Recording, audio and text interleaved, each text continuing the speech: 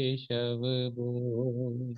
हरि हरि बोल, हरि हरि बोल, मुकुंद माधव केशव बोल। हरि हरि बोल, हरि हरि बोल, मुकुंद माधव केशव बोल। हरि हरि बोल, हरि हरि बोल, मुकुंद माधव केशव बोल। नित्यानंद साईनाथ गोरक्षनाथ बोल। नर हरि विठ्ठल नारायण बोल। नित्यानंद साईनाथ गोरखनाथ बोल, नर हरि विठ्ठल हरयन बोल। नित्यानंद साईनाथ गोरक्षनाथ बोल। नर हरि विठ्ठल नारायण बोल। नित्यानंद गोरखनाथ बोल, नर हरि विठ्ठल नारायण हरि बोल। बोल। हरि हरि बोल, हरि हरि बोल, मुकुंद माधव केशव बोल। हरि हरि हरि हरि बोल, बोल, हरि हरि हरि हरि बोल, बोल, मुकुंद माधव केशव बोल। बोल बांके बिहारी लाल की जय।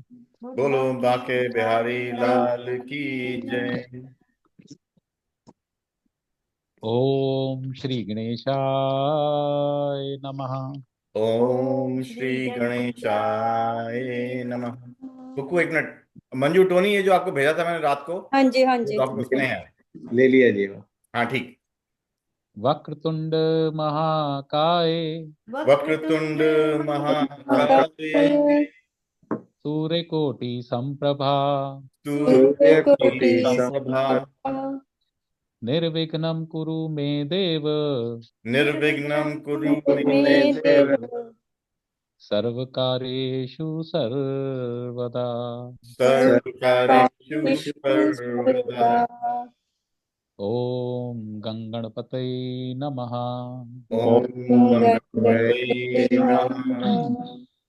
अखंड मंडलाकारं, अखंड मंडलाकारं, व्याप्तं येन चराचरं, व्याप्तं येन चराचरं, तत्पदं दर्शितं येन, तत्पदं दर्शितं येन, तस्मै श्री गुरुवे नमः।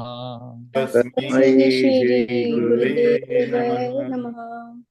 अज्ञानतिमिरान्धस्य, अज्ञानानन्दस्य ज्ञानाञ्जनशलाकया, ज्ञानाञ्जनशलाकया चक्षुरुन्मीलितं येन, चक्षुरुन्मीलितं येन, तस्मै श्री गुरुवे नमः। तस्मै श्री श्री गुरु गुरुवे नमः। नमः। गुरुर्ब्रह्मा गुरुर्विष्णु, गुरु गुरु ब्रह्मा ब्रह्मा गुरु गुरु विष्णु, विष्णु, गुरुर्देवो महेश्वरा, गुरुदेवो गुरुदेव महेश्वरा, महेश्वरा, गुरुर्साक्षात् परं ब्रह्मा, गुरु गुरु साक्षात् साक्षात् परम परब्रह्म, ब्रह्म। तस्मै श्री गुरुवे नमः। तस्मै श्री श्री गुरुवे गुरुदेवाय नमः। नित्यानन्दं व्यापि यत् सर्वं, नित्यानन्दं व्यापी सर्वं, त्रैलोक्यं सचराचरं, त्रैलोक्यं सचराचरं, तत्पदं दर्शितं येन, तत्पदं दर्शितं येन, तस्मै श्री गुरुवे नमः। तस्मै तस्मै श्री गुरुवे नमः। मन्नाथा श्री जगन्नाथो, मन्नाथं जगन्नाथो, मद्गुरु श्री जगद्गुरु, मद्गुरु श्री श्री गुरु, जगद्गुरु, ममात्मा सर्वभूतात्मा मम आत्मा सर्वभूतात्मा तस्मै श्री गुरुवे नमः। तस्मै श्री गुरुवे नमः। ध्यानमूलं गुरोर्मूर्ति ध्यानमूलं गुरोर्मूर्ति पूजामूलं गुरोर्पदम् पूजामूलं गुरुपदम् मन्त्रमूलं गुरोर्वाक्यम् मन्त्रमूलं गुरोर्वाक्यम् मोक्षमूलं गुरो कृपा। मोक्षमूलं गुरोः कृपा। ओम श्री गुरुवे नमः। ओम श्री गुरुवे नमः। शान्ताकारं भुजगशयनं शान्ताकारं भुजगशयनं पद्मनाभं सुरेशं पद्मनाभं सुरेशं विश्वाधारं गगनसदृशं विश्वाधारं गगनसदृशं मेघवर्णं शुभांगं मेघवर्णं शुभांगं लक्ष्मीकान्तं कमलनयनं लक्ष्मीकान्तं कमलनयनं योगिभिर्ध्यानगम्यं योगिभिर्ध्यानगम्यं वन्दे विष्णु भव्यहरं वन्दे भवभयहरं सर्वलोकैकनाथं सर्वलोकैकनाथं यं ब्रह्मा वरुणेन्द्ररुद्रमरुतः यं ब्रह्मा वरुणेन्द्र रुद्रमरुतः स्तुन्वन्ति दिव्यैस्तवैर् शृण्वन्ति दिव्यैस्तवैर् वेदैः साङ्गपक्रमोपनिषदैर् वेदैः साम्प्रक्रमोपनिषदैः गायन्ति यं सामगाः गायन्ति सामगाः ध्यानावस्थिततद्गतेन मनसा ध्यानावस्थितसदा मनसा पश्यन्ति यं योगिनो पश्यन्ति यं योगिनो यस्यान्तं न विदुसुरासुरगुणा यस्यान्तं न विदुसुरासुरगुणा देवाय तस्मै नमः। देवाय तस्मै नमः। ओम श्री परमात्मने नमः। ओम श्री परमात्मे नमः। रामाय रामभद्राय रामाय रामभद्राय रामचंद्राय वेदसे रामचंद्राय वेदसे रघुनाथाय नाथाय रघुनाथाय नाथाय सीताया पतये नमः। सीतायापते नमः। अतुलित बल धामम अतुलित बल धामम हेम शैलाभ देहम हेमशैलाभिधेमं धनुज वन कृशानुम जनुजवन कृशानु ज्ञानी नाम अग्रगण्यम ज्ञानिनाम अग्रगण्यम अग्रगण्यं सकल गुण निधानम सकल गुण निधानं वानराणामधीशम वानराणामधीशं रघुपति प्रिय भक्तम रघुपति प्रिय भक्तं वात जातम नमामि। वात जातं नमामि। प्रणवौ पवन कुमार प्रणवौ प्रवन कुमार खलबन पावक ज्ञान घन पावक ज्ञान धन जासु हृदय आगार जासु हृदय आगार बसहि राम सर चाप धर। बसहि राम सर चापर। बोल सियावर रामचंद्र भगवान की जय। बोल सियावर रामचंद्र भगवान की जय। जय श्री हनुमते नमः। जय श्री हनुमते नमः।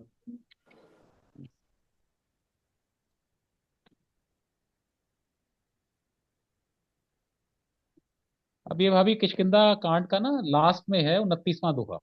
अच्छा उसके बाद की चुपाइयां लेंगे आज थोड़ी सी। ठीक है।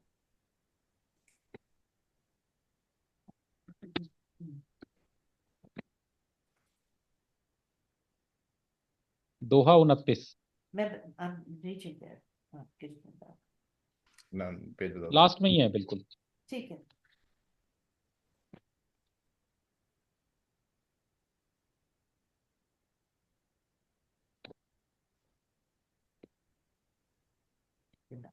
ओके पेज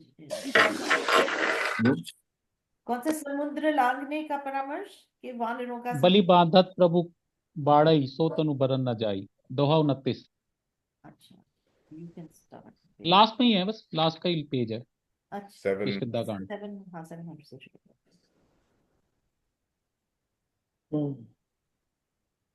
क्या था? आ गया अभी नहीं पहुंचा। हैं। ये किष्किंधा कांड जहाँ खत्म हो रहा है ना, बस वो धनुष लास्ट वाला पेज है। Go to the next page. Next page. बलि बांधत प्रभु बाड़ेयो कौन सा दोहा था? नंबर 29। 29। ओके। लास्ट दोहा यही है मेरे ख्याल से। ये एक आध और है, 30 पे है लास्ट, 29वां सेकंड लास्ट दोहा है। यस 28 29। बलि बांधत प्रभु बाड़े। हाँ हाँ ओके। हाँ। अब इसकी थोड़ी सी ना मैं वो बता देता हूँ भी है क्या इसमें। बेसिकली क्या है कि हनुमान जी जो थे ना, वो बचपन में बड़े चंचल थे, क्योंकि भगवान शंकर के एकादश रुद्र अवतार हैं। राइट। तो इनमें बल बुद्धि निधान, भाई शंकर ज्ञान के हैं, तो ज्ञान इनमें बहुत था। अच्छा, वानर में बल बहुत होता है, तो बल भी इनमें बहुत था। तो ये जब बाल बुद्धि थे तो ये कुछ भी कर लेते थे। एक कभी हनुमान अष्टक पढ़ा हो तो उसमें एक आता है, बाल समेर भी बख्श लियो तब तीनों लोग भय अंधियारो। पढ़ा हुआ है अतुल? नहीं, मुझे सुना भाई पर पढ़ा नहीं है। हनुमान चालीसा। हनुमान चालीसा के बाद आता है ये हनुमान हाँ अष्टक। जी। तो बाल समेर भी बख्श लियो तब तीनों लोग भय अंधियारो। तो जब ये बच्चे थे तो क्या हुआ, एक बार सो रहे थे, तो सो के उठे, तो माता भी सो रही थी, मदर भी, अंजनी माई। अब ये उठे तो क्या हुआ, उसमें ना उस दिन अमावस का दिन था। तो अमावस के दिन उस दिन ग्रहण लगा हुआ था। राहु ने चंद्रमा को ग्रसना था। तो तुम्हें पता है ना, जब राहु चंद्रमा को ग्रसता है तो वो सूर्य को ग्रसता है तो सूर्य लाल सा हो जाता है। वो कहा जाता है शास्त्रों में उस समय सूर्य सबसे वीक होता है। अब ये उठे तो इन्होंने देखा ये कोई फल है मीठा सा। ये दौड़ के गए उछल के, और उस सूर्य को उन्होंने अपने मुंह में डाल लिया। अब चारों तरफ अंधेरा हो गया। तो बाल्य समय रवि बख्श लियो तब तीनों लोग भयो अंधियारो, कि रवि को बख्श कर लिया। बख्श होता है संस्कृत में खाना, उसका भक्षण कर लिया सूर्य का, और चारों तरफ अंधियारा हो गया। ताहू सो त्रास भयो जे चको यह संकट काहू सो जात न टारो। अब सारे संसार के अंदर संकट हो गया और किसी से ये अब समझ नहीं आया कि इसका क्या हल निकाला जाए। देवन आन करी बिनती तब छाड़ दियो रवि कष्ट निवार। तो इसमें तो यह है कि देवताओं ने आगे विनती करी तो भगवान ने, वो हनुमान जी ने सूर्य को बाहर निकाला और फिर से प्रकाश हुआ। लेकिन जो शास्त्रों में कहानी आती है वो ऐसी आती है कि इन्होंने मुंह के अंदर सूर्य डाल लिया। अब चारों तरफ हाहाकार मच गया। हाहाकार मच गया तो सब इंद्र के पास गए कि भाई कैसे होगा। तो इंद्र भगवान ने क्या करा, वो आए तो इन्होंने हनुमान की ठुड्डी पे वज्र मारा अपना। तो हनुमान की ठुड्डी थोड़ी सी टेढ़ी हो गई। तो जब टेढ़ी हो गई तो ये इसे हनुमान जी को हनु कहते हैं। हनु भी जिसकी ठोडी थोड़ी सी टेढ़ी है। और हनुमान जी बेहोश हो गए, छोटे से थे बालक। अब हनुमान जी के पिता थे पवन। तो पवन ने क्या करा, हवन हवा ने चलना बंद कर दिया। चलना बंद कर दिया तो और प्रॉब्लम हो गई कि चारों तरफ लोगों को सांस ही नहीं मिली जीने के लिए। अब क्या करें जी। तो सारे के सारे फिर गए, माफी अफी मांगी, और अपना हनुमान जी को फिर से ठीक भी किया, और फिर से हवा वगैरह चलने लग गई। लेकिन हनुमान जी इतने चंचल थे, वो कुछ भी करते थे। भाई लोग हवन कर रहे हैं तो उसमें जाके उत्पात मचाते थे, क्योंकि बाल बुद्धि थे, छोटे बालक थे, और मतलब बल बल बहुत था। तो एक ऋषि ने फिर इन्हें श्राप दिया कि भाई ऐसा है कि आज के बाद तुम अपनी शक्तियों को भूल जाओगे। आज के बाद तुम अपनी शक्तियों को भूल जाओगे और एक नॉर्मल वानर के जैसे हो जाओगे। जब तक तुम्हें तुम्हारी शक्तियों का कोई याद नहीं दिलाएगा, तब तक तुम एक नॉर्मल बंदर की तरह रहोगे। तो ये उन्हें बचपन में श्राप मिला हुआ।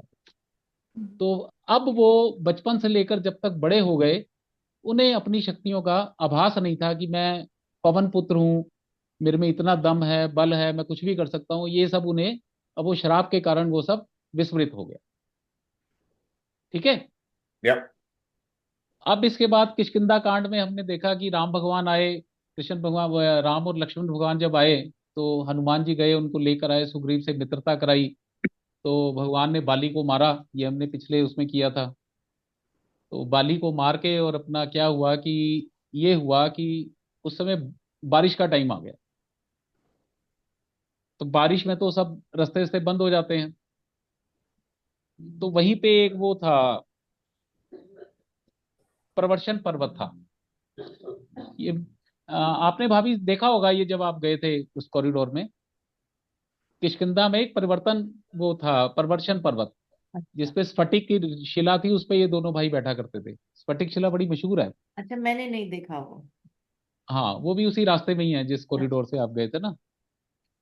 तो वहां पे वो फिर 3 महीने, क्योंकि बारिश के 3 महीने कहीं आ जा नहीं सकते, तो 3 महीने उन्होंने इंतजार किया। तो उसके बाद ये हुआ कि 3 महीने बाद सुग्रीव जो है वो सारी अपनी जितनी भी फौज है वो सीता माता की खोज में मदद करेगा।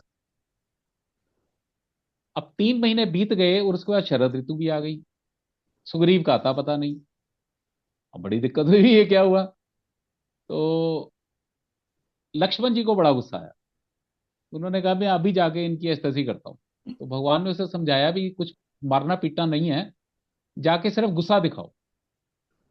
तो लक्ष्मण जी गए, उन्होंने अपना वो तीर लगाया और चारों तरफ वो धड़ धड़ हाहाकार मच गया। तो सारे के सारे बंदर गए सुग्रीव के पास कि भैया वो लक्ष्मण जी आए हैं।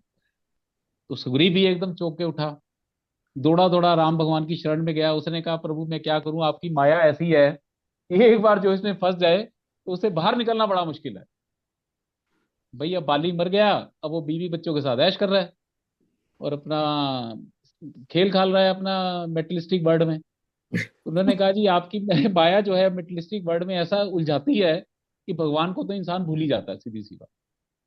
वैसे भी शास्त्र का ये कथन है, इंसान भगवान की तरफ तब तक नहीं मुड़ता या तो उसके पूर्व जन्म के पुण्य का उदय ना हो। आपने पूर्व जन्म में बहुत पुण्य किए हैं, तो अचानक आपको लगेगा कि अब मैंने सब कुछ पा लिया, अब मुझे कहीं ना कहीं ईश्वर से जुड़ना चाहिए। नहीं तो कोई झटका लगे एकदम से, जवान बेटा मर जाए, जवान पत्नी की डेथ हो जाए, या कुछ घर में ऐसा झटका हो जाए, बिजनेस एकदम ठप हो जाए, तब इंसान को लगता है कि भाई कहीं ना कहीं कोई ऐसी ताकत है जो मेरी मदद कर सकती है। अदरवाइज तो इंसान वो आता है ना, फूला फूला फिरे जगत में कैसा यह ये नाता रे। भी इंसान इतना अहंकार में रहता है, उसे लगता है भी सब मैं ही कर रहा हूँ, उसे लगता है कि सब मैं ही कर रहा हूँ। तो जब तक या तो आपके पूर्व जन्म के पुण्य का उदय ना हो या कोई झटका ना लगे, इंसान ईश्वर की शरण में टाइम ही नहीं है उसके पास जाने का। तो सुग्रीव भी भगवान राम से यही कहता है कि भगवान आपकी माया है। और हमने गीता में पढ़ा भी था, देवी एषा गुणमयी मम माया दुरत्या मामेव ये प्रपद्यन्ते माया में ताम तन्मन्ते। श्री कृष्ण भगवान कहते हैं कि मेरी माया इतनी मुश्किल है, इससे कोई पार पा ही नहीं सकता। सिर्फ एक ही इसका वो है, माम एव ये प्रपद्यन्ते, जो मेरी शरण में आ जाते हैं, केवल एक ही उपाय है, माया में ताम तरंती थे, वो इस माया को पार कर जाते हैं। कोई दूसरा है ही नहीं। अरे आपने देखा बड़े बड़े ऋषि मुनि आ, क्या थे, एक बार वो जो माया वो, एक बार वो मेनका। रंभा से फंस गए, एक बार मेनका से विश्वामित्र, विश्वामित्र। कहाँ कहाँ पहुंच जाते हैं लेकिन ऊपर जाके गिर जाते हैं। सबसे बड़ा कलयुग का एग्जाम्पल वो कौन सा बाबा है जो जेल में है अब आजकल, आसाराम बापू। आसाराम बापू। और मैं गारंटी देता हूं वो बंदा वाकई सिद्ध था। वो वाकई, हमारे ना एक लेडी रहती है, उसने मुझे अपनी कहानी बताई। उसने कहा मेरी बचपन में इच्छा थी मुझे कोई गुरु मिले। तो मैं छोटी थी, जब सोती थी तो कह रहे रात को सपने में गुरु आता था और मुझे वो बड़ी सारी दीक्षाएं दे जाता था। कह रहे फिर मैं जब थोड़ी बड़ी हुई तो हमारे यहाँ ना उसके पोस्टर लगे हुए थे। मैंने कहा ये तो वो बाबा है जो मेरे सपने में आता था। तो वो गई उससे मिलने। तो आसाराम ने कहा माई तू यहाँ क्यों आई है, तेरे को क्या जरूरत है मेरे पास आने की, मैं तो तेरे से मिलता ही हूँ रोज। इतना सिद्ध था आसाराम बाबा। लेकिन माया के चक्कर में ऐसा फंसा, हजारों करोड़ की प्रॉपर्टी बना ली, औरतों के साथ उल्टे सीधे संबंध बनाए, जेल में पड़ा हुआ। इसीलिए कहा जाता है एक साइकिल है, तपो राज राजो नरक। आप बहुत तप करते हैं, साधु सन्यासी महात्मा सीएम पीएम ये सब बन जाते हैं, लेकिन वो बनने के बाद फिर वो आप ऐसे ऐसे कार्य करने लग जाते हैं कि नेक्स्ट डेस्टिनेशन आपका नरक ही है। तपोराज राजो नरक, ये साइकिल चलती रहती है। इस साइकिल से निकालने के लिए गुरु आपके जीवन में आता है। जब गुरु जीवन में आता है, आप कितना भी ऊंचा उठ जाओ, वो आपको पीछे से डंडा मारता रहता है, सजग करता रहता है कि भैया फंसना नहीं है, ये सब चीजें तो तुम्हें मिल गई लेकिन तुम्हारा उद्देश्य कुछ और है। इसलिए जीवन में गुरु की शुरू में शायद जरूरत नहीं होती, लेकिन जैसे जैसे आप ऊपर उठते चले जाते हो, कहीं ना कहीं अहंकार आपके जीवन में आना शुरू हो जाता है। तो उस अहंकार को हटाने के लिए गुरु की जरूरत होती है। तो राम भगवान ने कहा चलो कोई नहीं, अब तेरे को अपनी गलती मान ली, तो चलो भैया भेजो सारे बंदर चारों तरफ। तो सारे वानर चारों तरफ फिर भेजे। तो जब सारी टोलियां चली गई तो हनुमान जी आ गए राम भगवान के पास। वो कह रहे प्रभु ऐसा है कि मैंने मान लो सीता जी को ढूंढ लिया, तो वो कैसे विश्वास करेंगे कि भाई आपने मुझे भेजा है। मतलब कोई वानर नहीं गया, लेकिन हनुमान जी गए। तो फिर भगवान ने अपनी मुद्रिका हनुमान जी को दी कि ये मुद्रिका ले जाओ, और अगर सीता जी मिल जाए तो उन्हें ये मुद्रिका देना, मेरा हाल सुनाना, उन्हें बताना कि भी मैं कितना बेचैन हूं उनके लिए, और सारी बात कहना, और तुम्हारी बातों का वो विश्वास कर लेंगे। खैर, अब ये घूमते रहे, कहीं सीता जी का पता नहीं लगा। तो फाइनली क्या हुआ कि एक पहाड़ के ऊपर पहुंचे। तो पहाड़ में एक गुफा थी, ये सारे के सारे बंदर वहां पहुंचे। उस गुफा के अंदर जटायु का भाई रहता था, संपाति। जो जटायु था उसका भाई रहता था संपाति। अब संपाति बड़ा खुश हुआ, उसने कहा भी बड़े सारे बंदर आ गए, आज तो कुछ करना ही नहीं पड़ेगा, विधाता ने बड़ा सारा खाने का सामान भेज दिया। तो संपाति का ये इशू था कि जटायु और संपाति जब जवान थे ना, तो गीध जो होता है ना बड़ा ऊंचा उड़ता है, बहुत ऊंचा उड़ता है। तो उनमें एक बार ये लगा कि चलो सूर्य के पास चला जाए। तो दोनों अपना उड़ उड़ पड़े। तो जटायु तो जब सूर्य के थोड़ा नजदीक पहुंच गया तो उसे लगा कि भाई इससे ज्यादा वो जो तेज है, गर्मी है, सहन नहीं होती, वो वापिस आ गया। लेकिन संपाति जो था, इसने कहा गर्मी की ऐसी तैसी, मैं तो और आगे जाऊं। अब आगे गया तो उसके सारे के सारे वो पंख थे वो जल गए, और वो फाइनली जमीन पे आके गिरा। तो जमीन पे आके गिरा, अब गिद्ध के अगर वो पंख ही जल जाएंगे तो खाएगा कैसे, करेगा कैसे। तो जहां गिरा वहां पे एक मुनि थे, चंद्रमा मुनि उनका नाम था। तो मुनि को दया आ गई। तो मुनि ने कहा भाई ऐसा है कि तुम यहीं रहो, कुछ ना कुछ खाने का इंतजाम हो जाएगा, लेकिन जब भगवान श्री राम आएंगे, उनकी पत्नी का अपहरण रावण कर लेगा, तो कुछ वानर लोग यहाँ तेरे से पूछने आएंगे, और जब वो पूछेंगे तेरे से सीता माता का पता, तो तेरे ये पंख निकल आएंगे।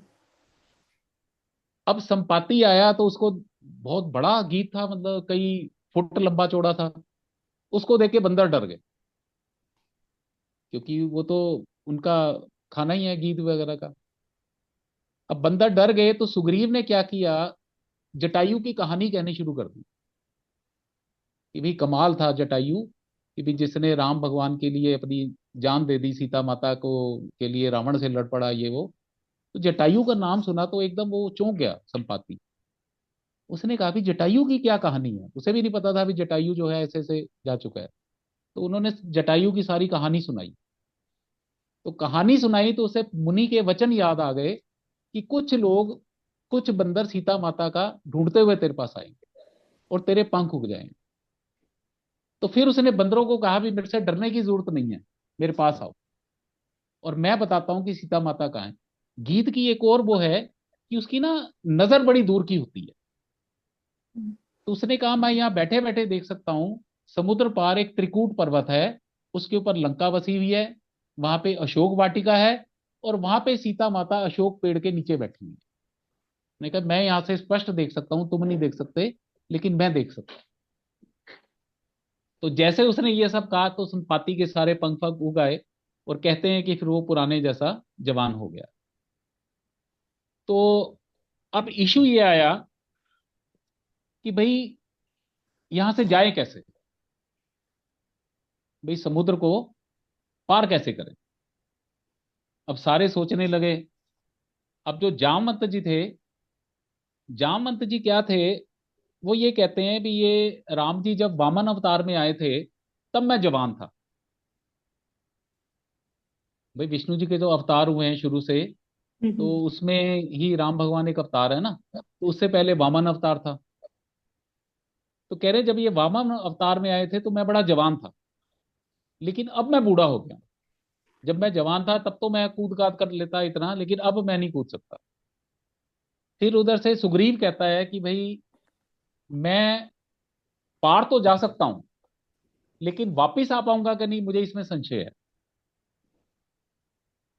तो ये प्रसंग है, अब ये देखते हैं। फिर वो उसको वो जो जामवंत जी हैं हनुमान जी को उसकी शक्तियां याद दिलाते हैं। तो इतने सुंदर शब्द हैं इसमें, उसको अब हम ये पढ़ेंगे। ठीक है, क्या? तो ये इसकी भूमिका है। तो शुरू करते हैं। अंगद कहे जाऊं मैं पारा, अंगद कहीं मैं जाऊं मैं पारा, जिए संशय कछु फिरती बारा, जिय संशय कछु फिरती बारा, जामवंत कह तुम सब लायक, जामवंत कहे तुम सब लायक, पठिए किमि सब ही कर नायक, पढ़ी कमीर नय कर नायक, कही रीछ पति सुन हनुमाना, कही रीछ पति सुन हनुमाना, का चुप साध रहु बलवाना, का चुप साहि रहु बुलवाना, पवन तने बल पवन समाना, पवन तनय बल पवन समाना, बुद्धि विवेक विज्ञान निधाना, बुद्धि विवेक विज्ञान निधाना, कवन सो काज कठिन जग माही, कवन सो काज कठिन जग माई, जो नहीं होई तात तुम पाही, जो नहीं होत तात तुम पाही, राम काज लग तब अवतारा, राम काज लग तब अवतारा, सुनत ही भयो पर्वताकारा, सुनत ही भय पर्वत कारा, कनक बरन तन तेज बिराजा, कनक बरन तेज बिराजा, मानहु अपगे रिन कर राजा, मानहु अपर गिनहि तन राजा, सिंहनाद कर बारहि बारा, सिंहनाद कर बारहि बारा, लीलहि नागहु जल निधि खारा, लीलहि नागनु जनिकारा, सहित सहाय रावण ही मारी, सहित सहाय रावण ही मारी, आनौ इह त्रिकूट उपारी, आनौ इह त्रिकूट त्रिकूट उपरि, उपारी, जामवंत मैं पूछऊं तो ही, जामवंत जामवंत मैं मैं पूछहु पूछूं तोहि, कोई, उचित सिखावनु दीजहु मोहि, उचित उचित सिखावन सिखाओ दीजहु मोहि, मोहि, इतना करहु तात तुम जाई, इतना करो तब तात तुम तुम जाई, जाए, सीता ही देखी कहू सुधि आई, सीत ही सीते देखी कहूँ सुधि आई, तब निज भुज बल राजीव नैना, तब तब बन निज बोल बोल बलराज शिव नैना, कौतुक लागी संग कपिसेना। कौतुक लागी संग कपि सेना। यहां तक अब इसको हम लेंगे। तो भूमिका समझ आ गई यप। कि इस समय उन्हें पता लग गया भी सीता जी कहाँ हैं। लेकिन अब सब में आपस में हो रही है, तो जामवंत कह रहा है जी मैं तो बूढ़ा हो गया, सुग्रीव कह रहा है जी मैं तो आऊं। अब ये आगे कैसे चलता है अब इसे देखते हैं। अंगद कही जाऊं मैं पारा। तो अंगद कह रहे हैं कि मैं पार तो जा सकता हूं, जिए संशय। जिए मैंने होता है हृदय, लेकिन मन में एक संशय है, कछु फिरती बारा, कि मैं वापिस भी इतना कूद के आ पाऊंगा कि नहीं, ये मेरे मन में संशय है। जामवंत कह तुम सब लायक। अब जामवंत जी कह रहे हैं कि हे हनुमान जी, तुम सब लायक हो हर काम करने के। पठिए किमी सब ही कर नायक, और सबके नायक भी। कही रीछपति सुन हनुमाना। जामवंत जी रीछपति है ना। अब वो कह रहे हैं हनुमान जी सुनो, का चुप साध रहे हो बलवाना। तुम इतने बलवान हो और चुपचाप बैठे हुए हो मूर्खों की तरह, क्या मजाक है भैया। पवन तने बल पवन समाना। पवन तने, तने होता है पुत्र, आप तो पवन के पुत्र हैं। बल पवन समाना, और तुम्हारे अंदर पवन का बल है। भाई हवा तो कितनी भी तेज चल सकती है, आपके उधर अमेरिका में तो बड़े 200 किलोमीटर पर आवर की स्पीड में चलती है। तो यहां पे अब वो उन्हें अपनी शक्तियों का एहसास दिला रहे हैं। का चुप साध रहे हो बलवाना, पवन तने बल पवन समाना, बुद्धि विवेक विज्ञान सम निधाना। आप में बुद्धि का बल भी है, विज्ञान भी है, विवेक की भी आप खान है। आपको पता है कभी आप सूर्य पुराण कर पढ़ो ना, तो सूर्य को ज्ञान का सबसे बड़ा देवता माना गया। शंकर जी तो भगवान की श्रेणी में आते हैं ना, सूर्य देवता की श्रेणी में आते हैं। तो जब हनुमान जी को ज्ञान प्राप्त करना था ना, तो ये सूर्य भगवान के पास गए ज्ञान प्राप्त। तो सूर्य ने कहा भी बात ऐसी है, मैं तो, क्योंकि देखो कोई भी चीज अंतरिक्ष में जब तक घूमेगी नहीं तश्तरी की तरह, तब तक वो, मतलब वो नहीं तो नीचे गिर जाएगी। मतलब ग्रेविटेशन भी तभी आता है जब वो घूमता है जोर जोर की। पृथ्वी भी घूमती है, तो घूमते घूमते जैसे इलेक्ट्रोमैग्नेटिक वेव्स निकलती है ना, वो मोटर का पढ़ा हुआ है ना प्रिंसिपल अतुल इंजीनियरिंग या। में। तो इसी तरह वो उसी घूमने से ही ग्रेविटेशनल फोर्स निकलती है। और जब दो चीजें ग्रेविटेशन फोर्स आती हैं तो आपस में एक दूसरे को मेंटेन कर लेती हैं। हम्म। भाई पृथ्वी का इधर है, इधर से चंद्रमा का वो ग्रेविटेशन फोर्स है, तो बीच में आपस में ये लोग, चंद्रमा भी घूम रहा है, तो सारी चीजें घूम रही हैं तश्तरी की। तो सूर्य भगवान ने कहा भी मैं तो बड़ी तेजी से घूमता हूँ, और अपनी एक कक्षा में घूमता हूँ, अपनी एक साइकिल में घूमता हूँ, तो भाई मैं रुक तो सकता नहीं, तो मैं तेरे को कैसे ज्ञान दूं। तो हनुमान जी ने कहा कोई बात नहीं, मैं आपके सामने रहूंगा, जैसे जैसे आप घूमते रहोगे मैं आपके सामने सामने ही ऐसे चलता रहूंगा उल्टा। तो कहते हैं कि फिर सूर्य भगवान ने इनको ज्ञान दिया था ऐसे चलते चलते। और इसलिए इनको कहा जाता है ज्ञानी नाम अग्रगण्यम। ज्ञानियों में इस पृथ्वी के ऊपर अगर सबसे आगे किसी का नाम आता है तो हनुमान जी का नाम।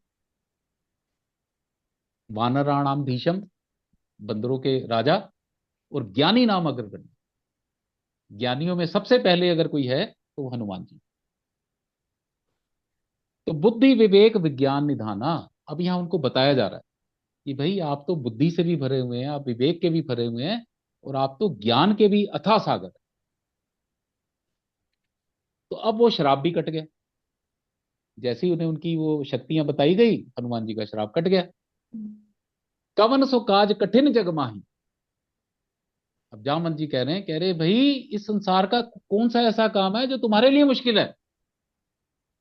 जो नहीं होई तात तुम पाही।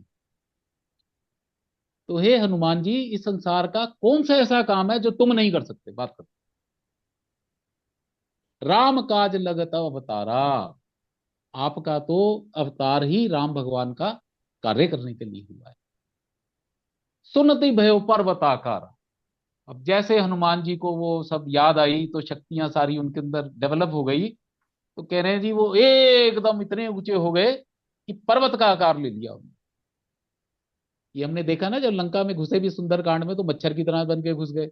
बड़े होते हैं तो इतने बड़े हो जाते हैं, वो पर्वत का आकार भी ले लेते हैं। तो ये सब यहाँ उनको शक्तियां इस स्टेज पे याद दिलाई गई। तो सुनते भव पर्वताकार।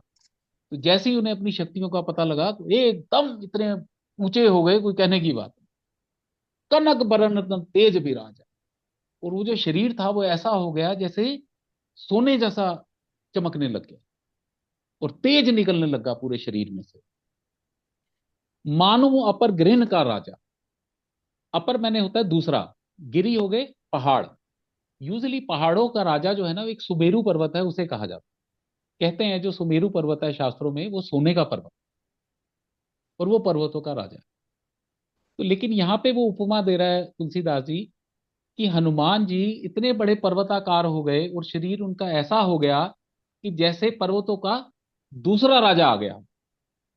भाई एक तो सुमेरु पर्वत है, हम्म, और एक ही हनुमान जी पर्वतों के राजा बनकर इतने विशाल बन गए। अब हाँ, सिंहनाद कर बारही बारह। अब उसके बाद वो दहाड़ने लगे, ओ जैसे वो जोश आ जाता है और दम आ जाता है। लील ही नागो जल नहीं दिखा रहा, कह रहे भी ये समुंदर क्या चीज है, इसे तो मैं खेल खेल में ही लांग जाऊंगा। भी कहाँ अब तक वो चुपचाप बैठे हुए थे उदास से कि भाई क्या होगा क्या नहीं होगा, कैसे होगा, ये होगा वो होगा। और बड़े बड़े अंगद जामवंत तो सारी नेगेटिव बातें कर रहे हैं कि भैया कैसे जाएं। लेकिन जैसे ही हनुमान जी को शक्तियों का पता लगा, एकदम पर्वताकार हो गए अपना, और अपना दे चिंगाड़ने लगे जोर जोर की, और कह रहे हैं भाई ये समुंदर क्या चीज है, इसको तो मैं खेल खेल में ही कूद के कर जाऊंगा, पार कर जाऊंगा। फिर आगे सुनो। सहित सहाय रावण ही मारी। हम्म, कि भाई मैं वहां जाके रावण, क्या रावण के जितने भी वो सब है उन सबको मार डालूंगा, इतना जोश आ गया। आनो यहाँ त्रिकूट उघारी। और वो जो त्रिकूट पर्वत पे लंका पंका लगी हुई है, पूरा त्रिकूट पर्वत ही उठा के यहां ले आऊंगा। जोश आ गया, पता लग गया अपनी पावर्स का। लेकिन फिर उसके बाद जामवंत में पूछो तो ही। फिर उन्होंने जामवंत जी के आगे हाथ जोड़े। उन्होंने कहा हे जामवंत जी, आप हमारे में सबसे बड़े हैं, मैं ये सब कर सकता हूँ, रावण को भी मार सकता हूँ, पूरा त्रिकूट पर्वत उठा के यहां ला सकता हूँ। लेकिन मैं आपसे पूछता हूं, उचित सिखावन दीजो हो मोही। कि मेरे लिए उचित क्या है, मुझे क्या करना चाहिए, ये आप मुझे बताइए। मतलब देखो, शक्तियों के साथ दीनता आना ये बड़ा जरूरी है। ये छोटी छोटी चीजें हैं जो हमें शास्त्र सिखाते हैं। भाई तेरे बेरे में पावर आ जाए तो हम तो बंदे को बंदा ना समझें। या लेकिन हनुमान जी की दीनता देखो, इतना कुछ होने के बाद भी उन्हें लग रहा है कि भाई मैं रावण को मार दूंगा, उसकी पूरी सेना को मार दूंगा, पूरा पर्वत उखाड़ के ले आऊंगा, ये कर दूंगा वो कर दूंगा। लेकिन फिर वो जामवंत जी कहते हैं, जामवंत जी से कहते हैं कि हे जामवंत जी, आप हमारे सबसे बड़े हैं, आप हमें बताइए, मैं ये सब कर सकता हूँ, मुझे इतना दम मेरे में आ गया है, तो जो मेरे लिए उचित है वो मुझे बताइए कि मैं अब कैसे करूं। इतना करूं तात तुम जाई। अब जामवंत जी कह रहे हैं कि भैया ऐसा है, तुम सिर्फ छोटा सा काम करो, तुम वो केवल वहां जाओ। सीता ही देख कहूं सुधी आई। सीता माता को देखो, उन्हें राम भगवान की बातें करो, जो वो राम भगवान के लिए कोई मैसेज देना चाहती हैं वो सब लेकर आओ। तब निज भूल तब निज भुज बल राजीव नैना। राजीव होता है कमल का फूल। क्योंकि भगवान के नयन बड़े सुंदर हैं, तो भगवान के नयनों की उपमा हमेशा कमल के फूलों से दी जाती है। तो जो कमल के फूल वाले जैसी जिसकी आंखें हैं, उसे राजीव नैना कहते हैं, क्योंकि राजीव इस कमल। तब निज भुज बल। जब तुम ये सब लेकर आओगे, श्री राम जी को पूरा का पूरा वो सुनाओगे, उनका सीता माता की स्थिति, तो अपने भुज बल से, जो राजीव नैना है, जो श्री राम जी हैं, कौतुक लागी संग कपि सेना। तो वो कप जो बंदरों की सेना है, उसको लेकर एक कौतुक करेंगे या जो भी लीला करेंगे, वो जब बाकी का कार्य जो है वो श्री राम भगवान करें। तो मैंने अभी इस आज का इतना ही निकाला था। बाकी एक प्रसंग और है जो हम लास्ट में करते हैं ना, कि मैंने बताया था सीता माता गई, जब राम भगवान को देखा उन्होंने पुष्प चुनने के लिए, तो सीधी गौरी माता के मंदिर में गई। तो माँ गौरी से उन्होंने प्रार्थना की। प्रार्थना की तो उसके बाद वो माँ के जो गले में वो हार था, वो हार गिर के सीता माता की झोली में आ गया, और वो मूर्ति मूर्ति बोलने लगी। तो वो जो हम लास्ट में करते हैं, तो उसमें उन्होंने ये वो सीता माता को वरदान दिया था, मन जाहि राचो मिली सोबर सहज सुंदर सावरो। हे सीता, जो मन जाहि राच्यो, जो तेरे मन में तूने सोच रखा है कि ये मेरा, मुझे पति के रूप में मिले। राम भगवान को हल्का सा देखा था उन्होंने, और उसी टाइम वो था, वो क्या होता है, फर्स्ट टाइम लव, या फर्स्ट वो क्या होती है Love at first sight. पर लव एट फर्स्ट साइट। सो बर सहज सुंदर सावरो, जो तेरे मन में तूने सोचा है कि ये तेरे को पति मिले, चिंता मत कर, वो पति तुझे मिलेगा। करुणा निधान सुजान शील स्नेह जानत रावत। और वो कैसा होगा? करुणा का निधान होगा, दया का सागर होगा, सहज सुंदर सावरो, और शीलता से भरा होगा, और आचरण में सबसे अच्छा होगा। तो ये करुणा निधान शब्द जो था ना, ये माँ गौरी ने श्री राम के लिए प्रयुक्त किया था, और सीता माँ को कहा था भी तेरा जो पति होगा वो करुणा निधान हो। अब क्या हुआ, जब शादी वादी हो गई, तो हमारे यहाँ भी हर औरत अपने पति को ना, वो शुरू के 2-3 साल एक अलग से नाम से बुलाती है, जानू, ये वो कुछ भी, मतलब पर्सनल नाम बना लेती है वो, ये जब वो अकेले में रहते हैं तो एक पर्सनल नाम से बुलाती है जो भी है। तो माता सीता भी जब राम भगवान को बुलाती थी, तो करुणा निधान के नाम से बुलाती थी। अब जब हनुमान जी वहां गए लंका में, तो ऊपर वो पेड़ पे बैठ के रावण आ रहा था, रावण धमका धमकू रहा था सीता माता को। उसने कहा भी 1 महीने के अंदर अंदर या तो तुम हाँ करो, नहीं तो मैं तुम्हारा गला काट दूंगा, ये कर दूंगा, वो कर दूंगा। और उसके बाद वो चला गया। हनुमान जी देखते रहे। हालांकि हनुमान जी कुछ भी कर सकते थे, लेकिन जामवंत जी ने कहा था भैया तुमने कुछ करना नहीं है, जाके बस अपनी बात कहो, राम भगवान की बात करो, और सीता माता की बात सुनो, और दूत बन के राम भगवान को बताओ। तो वो चुपचाप पड़े रहे ऊपर। अब सीता माता बड़ी वो उदास थी, तो ऊपर से उन्होंने ना राम कथा कहनी शुरू कर दी, धीरे धीरे। तो सीता माता सुनने लग गई। उन्हें कहा भी ये कौन है जो राम कथा कर रहा है? अब क्योंकि वो रावण बड़ा मायावी था, उन्हें ये भी डर था कि भी पता नहीं कौन मायावी ऊपर आके ऐसी बात कर रहा है, ये वो भी मेरा मन बहल जाए, कुछ फिसल जाए, रावण के प्रति कुछ आकर्षित हो जाऊं। तो वो भी एक संशय था उनके मन में। तो इतने में हनुमान जी ने ऊपर से मुद्रिका नीचे फेंक दी। तो मुद्रिका देखी सीता जी ने, तो थोड़ा सा लगा भी ये तो राम भगवान की मुद्रिका है। तो उन्होंने कहा भी कौन है? तो छोटे से थे हनुमान जी, बंदर बने हुए थे, छोटे से वो कूद आए नीचे, और आके माँ के चरणों में बैठ गए। तो उन्होंने कहा भी तुम कौन हो? तो उन्होंने कहा जी मैं राम भगवान का दास हूँ, और आपका हालचाल लेने आया हूँ। भगवान राम आपके लिए वो हैं, पूरी सेना वेना के साथ तैयार हैं, और अपना वो अब रावण को आके जीतेंगे, और आपको यहाँ से ले जाएंगे। लेकिन उससे फिर भी यकीन नहीं हुआ। तो उस समय हनुमान जी ने एक श्लोक बोला, राम दूत मैं मातु जानकी, हे माता मैं राम का दूत हूं, सत्य शपथ करुणा निधान।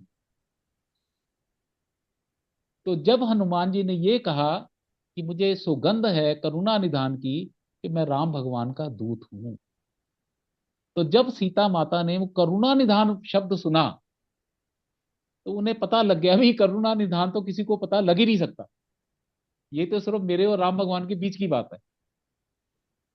तो उस समय फिर सीता माता को हनुमान जी पे यकीन हो गया कि हाँ भाई, ये जो आया है, ये सत्य में भगवान राम ने ही भेजा है, और मेरा हाल चाल लेने के लिए भेजा है। तो बड़ी छोटी छोटी चीजें हैं, लेकिन बड़ी सुंदर हैं। या कि जब तक करुणा निधान शब्द नहीं बोला, सीता माता को विश्वास नहीं आया कि भाई ये हनुमान जी का, राम जी भगवान का भेजा हुआ दूत है। ठीक है, आज फिर यहीं तक करते हैं, ये ठीक। छोटा प्रसंग था, तो मैंने इतना ही लिया। ठीक है ठीक है, जी। चलो शुरू करते हैं। हाँ वो श्री टोनी और मंजू, राम। उनको बता, जो वो दूसरा वाला है वो वाला करेंगे अब। हाँ जी हाँ हाँ जी जी। हाँ जी। हाँ, ठीक। श्री रामचंद्र कृपालु भज मन हरण भव भय दारुणम। श्री रामचंद्र कृपालु भज मन हरण भव भय दारुणम। नव कंज लोचन कंज मुख कर कंज पद कंजारुणम। नव कंज लोचन कंज मुख कर कंज पद कंजरुणम। कंदर्प अगणित अमित छवि नव नील नीरद सुंदरम। करदप अगणित अमित छवि नव नील नीरद सुंदरम। पट पीत मानहु तड़ित रुचि शुचि नोमि जनक सुतावरम। पर पीत मन दूतरत शुचि नमामि जनकवरम। भज दीन बंधु दिनेश दानव दैत्य वंश निकंदनम। भज दीन बंधु दिनेश दानव दैत्य वंश निकंदनम। रघुनंद आनंद कंद कौशल चंद दशरथ नंदनम। रघुनंद आनंद कंद कौशल चंद दशरथ नंदन। नंदन। सिर मुकुट कुंडल तिलक चारु उदारु अंग विभूषणम। सिर मुकुट कुंडल तिलक चारु उधार अंग विभूषणम। आजानुभुज शर चाप धर संग्राम जित खर दूषणम। आजात अनुभुज कर चाप संग्राम जित खर दूषणम। इति वदति तुलसीदास शंकर शेष मुनि मन रंजनम। इति वदति तुलसीदास तुलसीदास शंकर शंकर शेख मुनि मनरंजनम। मम हृदय कंज निवास कुरु कामादि खल दल गंजनम। मम हृदय कंज निवास कर कामादिखल दल गंजनम। मन चाहि राचेउ मिली सोबरु सहज सुंदर सावरो। मन जाहि चढ़ मिली सो पर सहज सुंदर सावरो। सुंदर करुणा निधान सुजान सीलु सनेहु जानत रावरो। करुणा निधान सुजान सी स्नेहु जानत अनत रावरो। राम। एहि भांति आशीष सुनि सिए सहित हिये हर्षि अली। एहि काति बाती अंकित सुबीसी सहत सहर्षि। तुलसी भवानी पूज पुनि पुनि मुदित मन मंदिर चली। तुलसी भवानी पूज पूज पूजनी मुदित मन मंदिर चली। चली। जानी गोरी अनुकूल सिए हर्ष न जाई कही। जानी गौरी अनुकूल यही न जान कोई। मंजुल मंगल मूल बाम अंग फरकन लगे। मंजुल मंगल मूल राम वाम अंकन लगे। बोल सियावर रामचंद्र की जय। बोल सियावर रामचंद्र की जय। ये मैंने बताया था ना, ये लास्ट वाला है ना, जानी गौरी अनुकूल। ये माँ ने जब आशीर्वाद दिया सीता माता को, तो जानी गौरी अनुकूल। अब सीता माता ने माँ गौरी को अपने अनुकूल जाना। सिए हर्ष ना जाई कही। अब उनके मन में ऐसा हर्ष आया कि वो वर्णन नहीं किया जा सकता सीता माता के हृदय में। आगे सुनो, बड़ा सुंदर है। मंजुल मंगल मूल। और जो सगुण होते हैं ना, वो क्या कहते हैं उन्हें, जब कोई अच्छा होना होता है तो अच्छी अच्छी चीजें होने लग जाती हैं। वो चीजें होने लग गई। वाम अंग फरकन लगे। कहते हैं स्त्रियों का वाम अंग अगर फड़कने लगे, बाईं आंख या बाएं हाथ या उसमें कंपन आने लगे, तो वो उनके लिए शुभ मुहूर्त है या कोई ऐसा उनके जीवन में शुभ होने वाला है। मतलब ये देखो, छोटी छोटी बातें हमारे शास्त्रों में कब से चलती चली आ रही है, और ये कोई कलोल कल्पित बातें नहीं है। अगर या कभी भी किसी स्त्री का बायां नेत्र या कुछ ऐसा फड़कने लगे, तो समझ लो जीवन में कुछ अच्छा घटित होने वाला है। हम्म बाम अंग फरकन लगे। तो जब माँ गौरी ने सीता माता को आशीर्वाद दिया, तो सीता माता के जो बाएं अंग थे वो फड़कने लगे, जो कि शुभ चीज का सूचक था। ठीक है, ठीक। चलो आज यहीं समाप्त करते हैं। Okay. बोल सियावर रामचंद्र भगवान की रामचंद्र जय। की बोल जय। सियावर रामचंद्र की जय। Thank you. Okay, good night.